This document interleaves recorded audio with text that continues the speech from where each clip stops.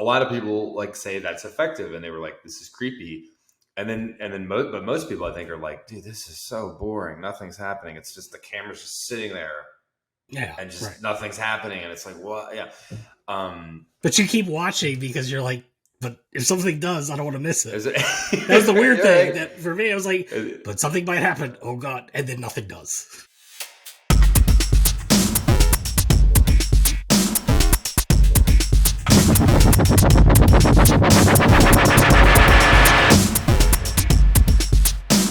Welcome to the 611 Films podcast. I am Neil McKay, and with me as always is David Groves. What's happening, man? Hey, man, it's been a while. Yeah, it's been a while. It's been a hot minute since we did one of these. Yeah. I mean, we just uploaded the Nepo Babies podcast, but yeah. So whenever that was up and this comes up, that I don't know. Yeah, it happens. It happens. A month or two or a year later, who knows? We'll see. Yeah, who knows exactly. So we're going to talk about found footage movies today. Mm-hmm. And I guess so. There's two things to start off here with. Is like, I guess, one, what is a found footage movie, and two, why are we doing this? Fair. Okay. Right. Yeah. Okay. Well, yeah, we could start with the definition of found footage. That could have. What would you say a found footage movie is? I think that I would say, and there could be a lot of film people that are like, no, Blair Witch wasn't the first found footage movie. It was this movie from '74. Like, they did this movie. Found footage, though, has always been kind of known as Blair Witch. That started at like '99, where it's the group of filmmakers, horror film, and we actually, in the title, in the words, found their footage. Like something happened and they were filming something and we found it. Obviously, it's been wildly used in horror, mostly horror. Varying times, I think, over the last 10, 15 years. They've gone into sci-fi. They've gone into, like a thriller or something to that effect. But most of the time, Paranormal Activity, Grave Encounters, something you wanted to bring up. That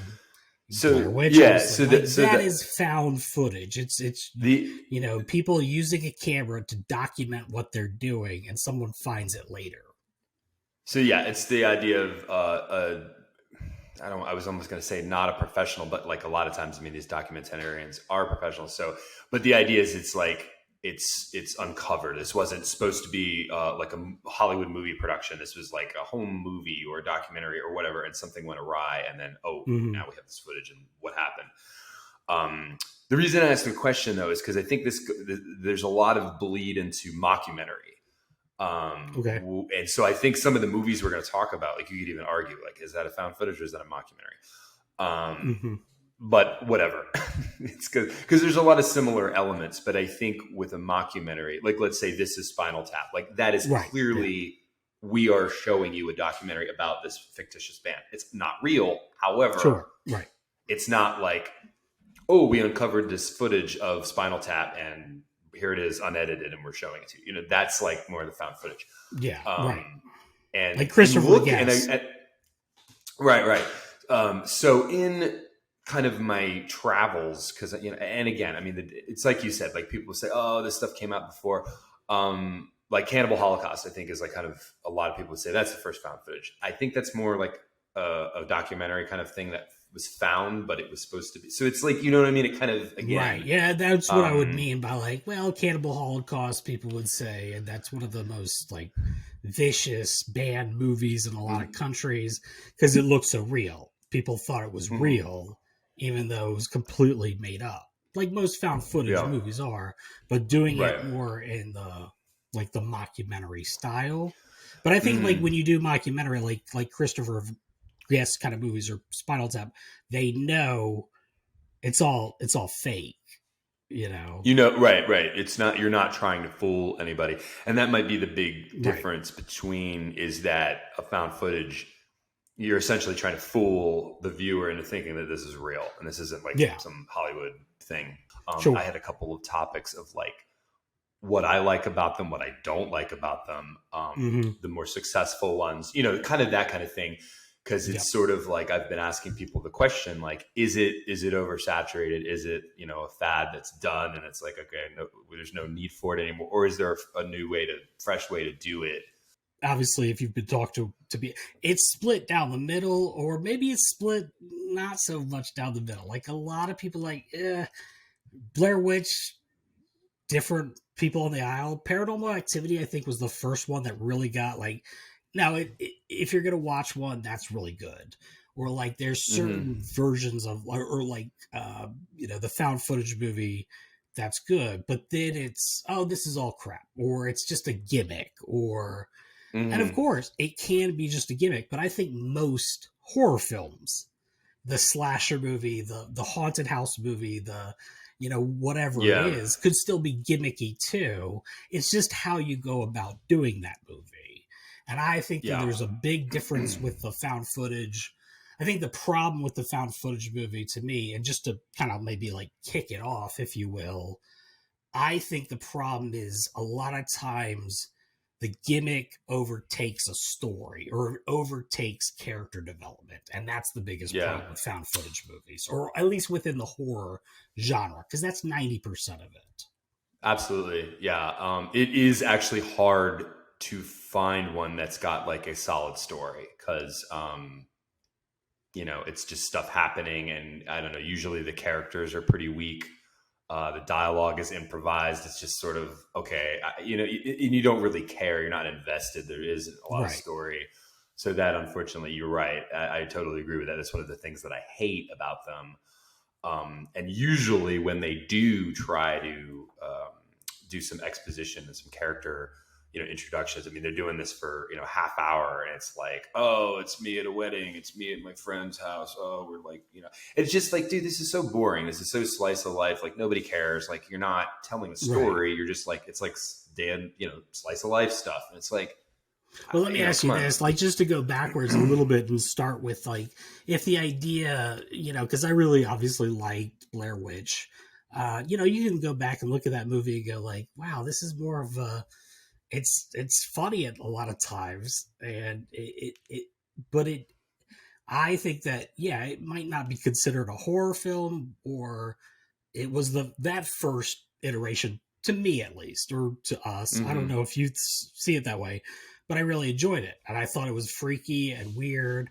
and claustrophobic, and you could feel the tension of these people, and that's because the guys that did it, you know, really tried to make sure that they didn't have it scripted, and this like I mean, there's so many behind the scenes that say, like, Dan Miernick and I know his name, Eduardo Sanchez, you know, those directors really didn't give the actors a ton to do, and it was kind of a trippy, it was different for sure.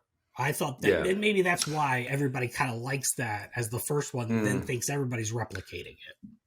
Yeah, I mean, and I'm going to oversimplify this or whatever, but yeah, all of that's true. However, I think it's very clear immediately who these three characters are and what their goal is and what they want. And they were given very clear, like the whole thing with the map. Like, one was told, get rid of that shit, and then the other was like, we need it. And then, you know what I mean? And they're conflicting. So the whole movie, they have clear goals. They want to go out and make this movie, and you know what I mean? And they're, and who they are as people is very clear, like out of the gate. Some movies don't do that, and they're just archetype, you know, bland, you know. And so that was something that worked for Blair Witch, even though it was mostly improvised. It was like, but they did, you know, you're going to do this, and you're going to do this, and it was like they went for, you know, which is cool because you need that. That helps the story move along. But then it didn't. I mean, even Blair Witch 2, like 3-4 years, like, they never tried to do that. They never. I don't think, like, throughout, like, even the two, like, no one really tried to replicate it again. Like, only until like 2008 or 9, wasn't that Paranormal Activity? Yeah, 2007 was. Yeah, it was. It was kind of funny too, because like I'm looking back at all. There's a ton of found footage movies. Don't get me wrong. Like, there's a lot of them. Yeah. But as I was looking through the list of the ones that like most people have heard of, or a lot of people have heard of, there's not that many. So that says something that if you are a movie that people have heard of, you had to do something right, because some of these things I'm like, what the? I've never heard of that. Like, Right. Yeah. and it obviously didn't do much. So it's like it's one of the, I feel like it's like if you do it well, like there's something to be said because it's so easy to do it bad. Right. And I think that's why a lot of people try it, because I mean the main reason is it's the money. Like you're kind of doing this guerrilla filmmaking where you're going in handheld and you're using a cheaper camera. You don't have to worry about lighting, these kinds of things. So therefore you can get more footage faster. Yeah. The audio is forgiven a ton. Yeah. And you get such music a pass. licensing, music rights. Or because you don't typically hear music. Yeah. So you get such a pass on so many of the technical things. You're basically like, hey, I can do a whole movie and pass it off as like a professional project. However, most people, like, if they don't know what they're doing in a professional project and they try to do something that's amateurish that looks professional, it's like it's terrible. So and that goes into one of the things that I hate, if we're talking about things that aren't done well, is I don't know where the hell this came from, but like the camera work is so bad in some of these found footage movies where it's like you don't have to like shake the fuck out of the camera and go crazy with the zooming in and out, like just to make it look like a whole movie. Like we get it. It's like, think about it. Like, and I think that's dude. You brought that up because I was like, and I have the perfect example of that with Hollywood and with action, because I'm a big kung fu action guy, and seeing the martial arts movies, kung fu movies of China, Asia, all these places, the Marvelization of action is just shake it and cut it fast, and the Bourne Identity and shake it and cut it, and that's action, right? Yeah. And it's like, no, that's not actually good. It can serve its purpose here and there. But we want to see, the fight. We want to see what they're doing. And the same thing I think goes, and that's the problem that filmmakers that want to do a found footage movie, I think the biggest problem is they go, well, shaking it and giving people almost a stroke is action. Right. And it's crazy and thrilling. And it's like, no, that's not. You kind of lost the point there. Well, yeah, I mean, they make the jokes about, Michael Bay movies and now Marvel movies where it's like you're watching it and you're like, I just watched a 5-minute action scene. I have no idea what I just saw, because it's like, right. It's just you're just being flooded with so stimulus. Kinetic. You're like, what the hell is that?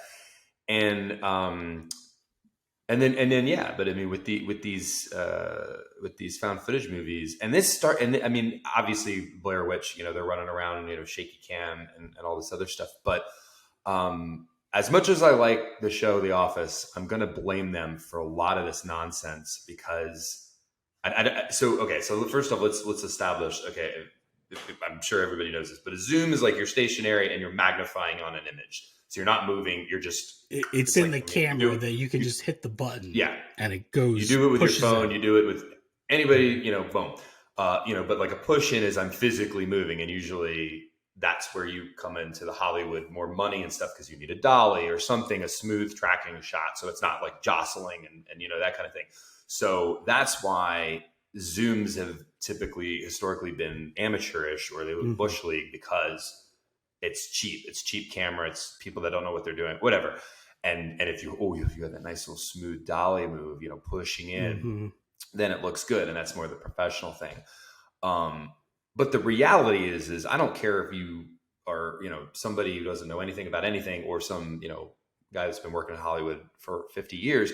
If you're taping somebody talking, you're not zooming in and out while they're doing that. Like, you get your shot and then you let it go. Like, or maybe you do a subtle move, but like, I mean, you'd see in The Office and these things, like they would just start zooming in randomly, and they're like, the camera's like possessed, and it's like, what the hell is this? And now everybody does it on all of these shows and movies, and it's like, this is terrible.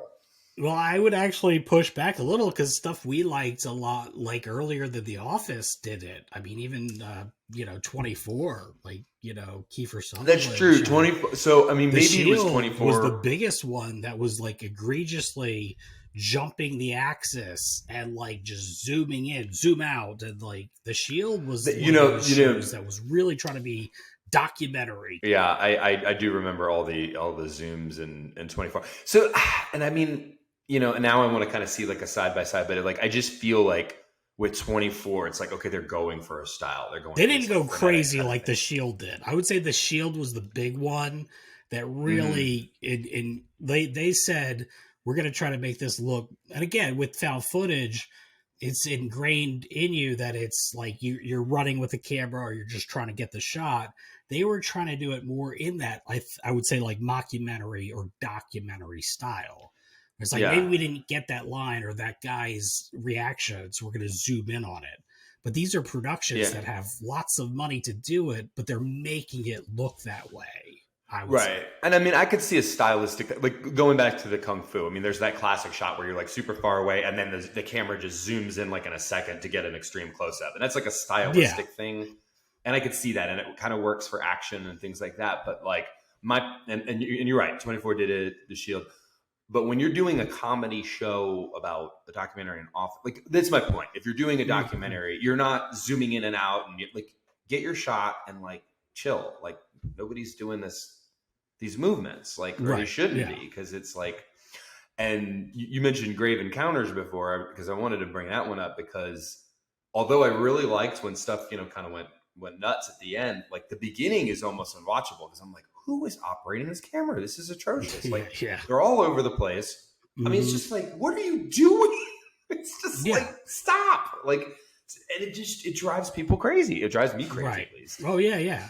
And one of the best versions of that has always been, I would say, Cloverfield from 2008, where it is a found footage horror monster movie. And they were great about it. It was like, it's a guy filming a birthday party and we got to get to know the characters. And it was like such a cool setup because it's like, you get to know the characters as someone's filming a birthday party.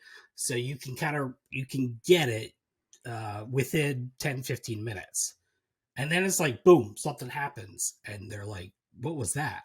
And then you're off to the races for the movie. Now, again, don't get me wrong. I'm sure there's people that had massive amounts of motion sickness, during that film in a theater. I don't doubt it. But again, I would say like their style worked for the purpose of it. Yeah, and I mean, and again, I mean, I know you're going to see these things, and you're kind of expecting that. You're expecting, the shoddy camera work, because usually it's somebody that is not a cameraman by trade. Yeah. I understand that. And I mean, that's kind of, an excuse to the technical pass that you get. Like, my character doesn't, but if the character does know how to operate a camera, like whoever was filming the Office documentary, or whoever's doing Grave Encounters, because that's supposed to be about, those supernatural, like ghost hunters, and they're all, the guy with the camera is supposed to be a paid cameraman. It's just, it's like criminal, like how they're, like what they're doing. It's like, well, you clearly have no idea how to film something, But I do think that a child wouldn't even do that.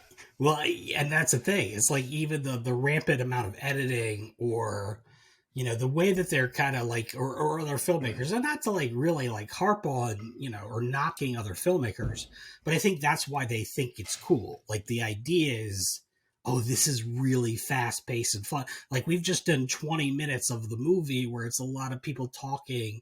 And that's where I'm going backwards to say that's why, because we're not getting the good character development. You're trying to get to the next part, which is just, this is Susie. This is, Scott. This is these people.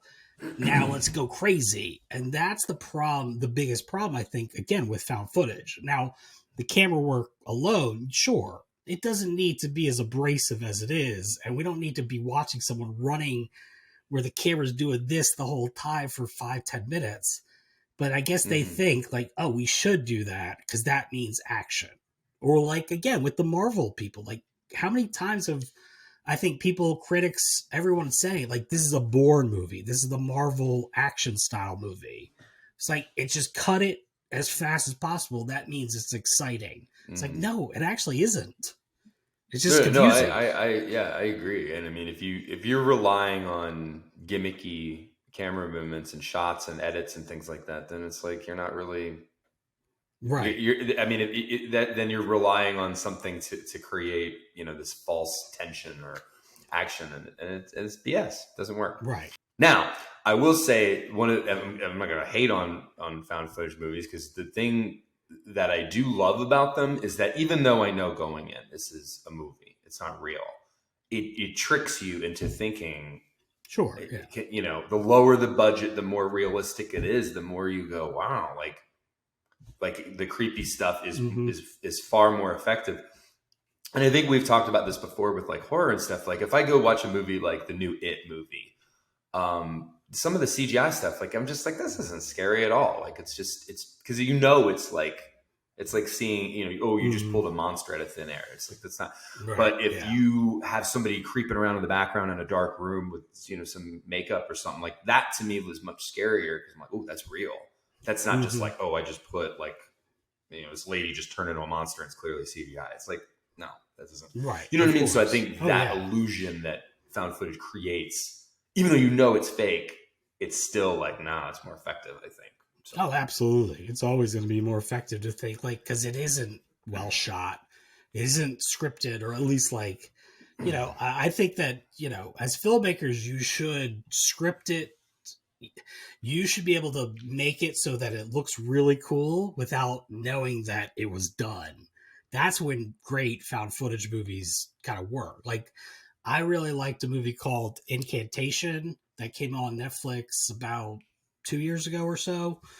And it was a foreign Asian movie, but it's like, it didn't need to it relied really on the fun of the crazy, the ghost story, all the stuff that was happening. And it wasn't a jerky camera and just running around. Sure, they have to put it in. It's almost like you need to have the quintessential scare, or, the cat in the window, the jump scare in most horror films. But if you can get away with not doing that and it's still a fun ride and scary movie, that's where it's like, to me, and I've said this before too, that to me is a mark of a good horror film, good scary film. Yeah.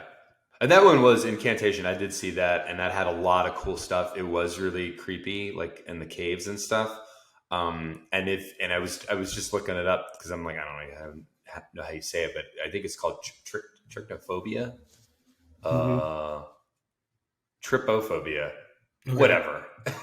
But it's like the fear of like little holes, like a pattern of holes. If you Google it, and some people, like, that's been a thing. People like are like, that's like a thing, like that gets them, like that freaks them out, like clowns or something like that. And it's like, oh, if you have that phobia, don't watch Incantation.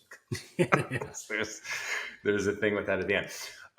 But the one thing, and I mentioned this to you, that was kind of weird about that movie, because the whole thing with found footage is you have to account, like the camera becomes your character. You sent me this thing where it was like the rules of making a. Oh, right, sure. And the whole thing is like whoever's now your camera is involved. Like, we know it's there. Like, we're immersed into the story, and we know a camera's taping. Who's behind the camera and all that other stuff.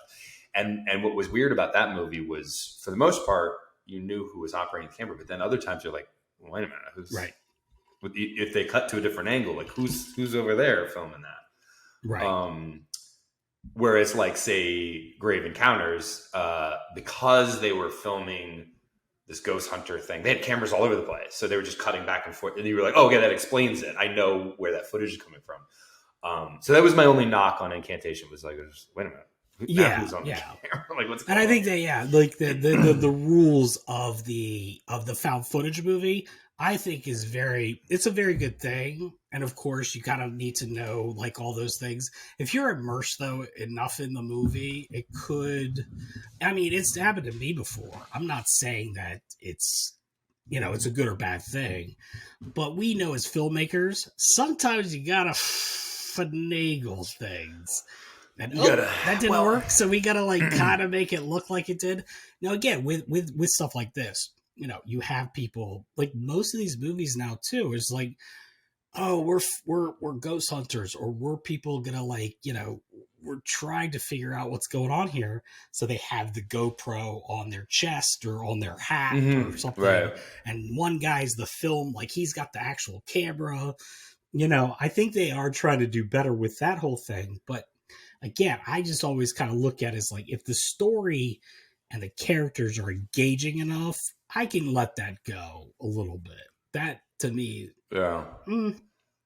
Sometimes. Yeah, I mean, again, it's a movie, and you have to suspend the disbelief. I mean, just to believe that they're monsters and things like that. And the thing that we were just talking about, because you sent me the link. It's Rotted Reviews, 9 Laws of Found Footage. 9 Laws of Found. Yeah. Right. If you Google it or YouTube or look it up on YouTube, or whatever, and some of the things that I've seen recently, which have gotten really clever. And we talked about this on like a horror podcast with our friend Johnny, because he mentioned the movie Host that came out during the pandemic. And I think these like screen share, like streaming things are really cool, because it's like, that's such an easy way to do found footage, but it's like the modern technology. It's like a Zoom call or, people like a gamer, like a video gamer doing live stream or something. And it's like, and you can do a whole movie that way. And we were talking about that movie Host, which I thought was really slick and very impressive for how quickly they did it while we were in the middle of a pandemic. And I just think that's like such a new, okay, now you've got a new fresh thing. That other webcam movie, Missing, with John Cho. Oh no, yeah. That's like not really a horror movie. That's not really a horror film, cool. But everything was done on the computer, and what you see for cameras, and then people I thought that was so cool, just because you're like, oh yeah, it was just basically like an iPhone screen recording or whatever phone they were using, and you're just seeing calls coming in and social media, like just somebody on their phone, and him trying to find his daughter. Again, the editors that did that movie are actually, they directed something else called, like, that was Searching. This is called Missing. It's with another actress. Like they went and said, let's just do it again. I haven't seen it yet, but it's like, okay, well, I saw the Missing, with John Cho, but I'm sorry, Searching. I haven't seen the other one yet. So that's just I thought that was worth watching, just to see like kind of how they did stuff. And I thought you were going, and we're going. I mean, obviously, we're talking a lot about horror movies, but those are cool to see the non-horror movies do. Right. Yeah. This kind of thing. I thought you were going in a different direction, and I mentioned Spree, which has the guy from Stranger Things. Things. And that's Spree like he's doing a live stream. Yeah. And that's also playing on technology, where he's like this crazy Uber driver killing people, and it's like, and he's live streaming it. So it's like, okay, all right, you're getting with the times, and we're now modernizing everything. Yeah. So but that was cool too, because as a story, it's like a guy that wants to be, I mean, it's in the times, people that want to be internet famous, which doesn't everybody want to be internet famous? I know, everyone wants to be famous. Never changes. Like basically Uber driver that starts killing people just for fun so that he gets more views. I mean, simple concept that. It's all about the views. Yeah.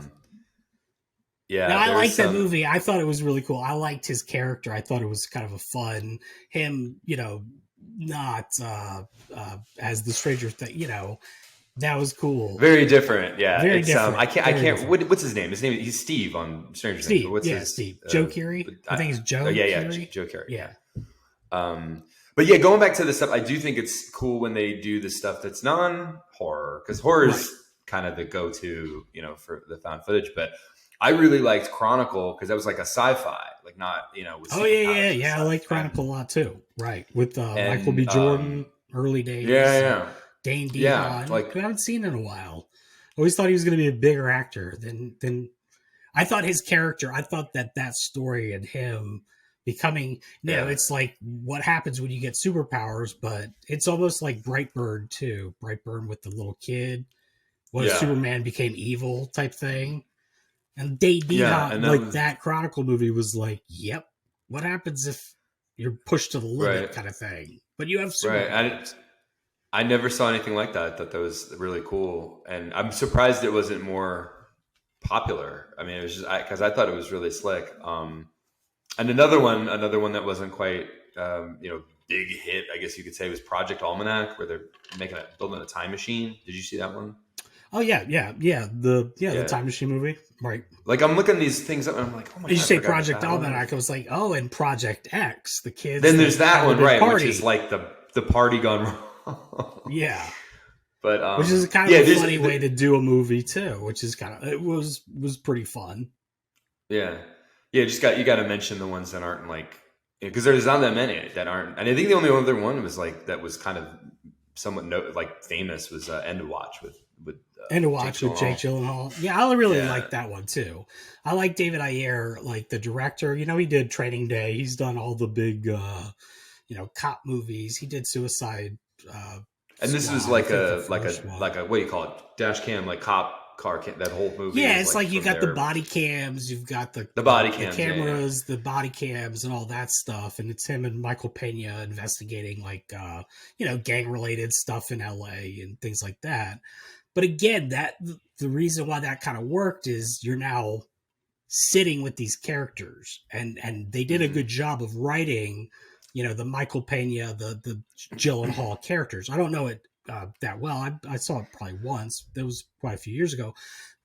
But Uh-huh. again, it's like saying like it's not about the found footage. It's just how does this enhance the story we're trying to tell? Because it could have been done as a regular like cop movie, like Training Day. There's not that many. Like if you ask people, like if you say like found footage movie, for the most part, 95% of the time, oh, what horror film are you talking? People, oh, Right. horror, It's oh usually yeah, because found footage is known for just horror. Very yeah. few that don't have like, but the sci-fi thriller kind of stuff still lends it to that, like having that Yeah. style to it. Absolutely. So I had two more movies that I feel like are worthy of mention, and then I'll kick it off to you for anything you Yeah, want to yeah. bring up or whatever. But there's a movie called Be My Cat, a film for Anne. Have you heard of this? Yeah, I think I saw It's like something a behind the scenes.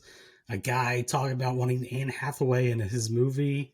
yeah. It's like so I saw it, and it's like it's not. I don't. It's just it's so because the guy. And he's like a Romanian guy, and he's a filmmaker. Like I think he's got Yeah. another movie coming out, or he already has it out or something. But it's just so like absolutely like amateur. Like he's going around. I mean, it's just like you or I, like if we didn't know anything about anything, and we're just going around with our Right. iPhone and I don't know, man. It was just, there was something about it. I was like, this is weird. And then at the end, it kind of like I was like, wow, this is like really effed up. and then Yeah. I won't say anything about spoilers, but like it nothing really happens because again, it's a low budget movie. It's not like blood and guts and all this stuff. But Yeah. there's stuff that happens at the end where I'm like, I don't know what's going to happen, and this is making me uncomfortable. And it's like that was effective. Like he did his job. He made it like creepy, and it was like, damn. And I think, and I looked him up like after, and people always ask him like, has Anne Hathaway seen it? And he's like, no, I don't think so. He's just some guy in Romania that she's not. And the one thing that I feel like you were going to say too, I thought before that movie you were going to say Creep, which I'm like, God damn it, I still have not seen that movie. Mark Duplass, and it's been on Netflix for forever. It could be off the platform now, I don't know, but I still haven't seen it. I'm like, I gotta watch this movie because supposedly it is super creepy in the found footage. It's I saw both of them. There's a Creep 2. Right. Yeah. And that one was fine. Creep 2 was good, but Creep, that was really cool. And I don't know why I blanked on the ending. And I was like, that had a cool ending too. That was really good. This was just really off-putting. You got to built it in where it can't really. I mean, it could work as a Psycho, as a weird movie where, but it's like it makes more sense to do that documentary-ish style, the found footage style of this person. Right. It would never have worked had it not been for that. Right. Yeah. Absolutely. But that was definitely I almost forgot about that one, but that was very cool. One of the very much the better ones that are out there. Yeah. But one of the ones that I would say is not better, and you and I both saw this, and I think this is one of those polarizing movies, is The Outwaters, which that just came out. Like, so I got varying ideas with that. I know you weren't a fan. I don't even know if I was a fan. I don't know what to say. People would have to just see it. People would just have to see it, I guess. So, and I'll say this: I don't think this isn't a spoiler. I think this is just a time saver. Pretty much, you can fast forward to like 45 minutes in the movie. You're not missing anything.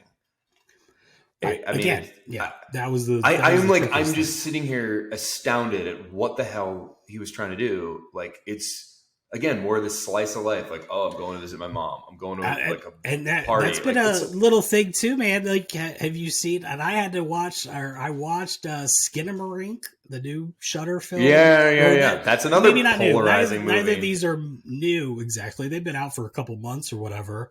But again, nothing really happens. But it's just creepy and sounds and things. It's like people are gonna love it or they're gonna hate it.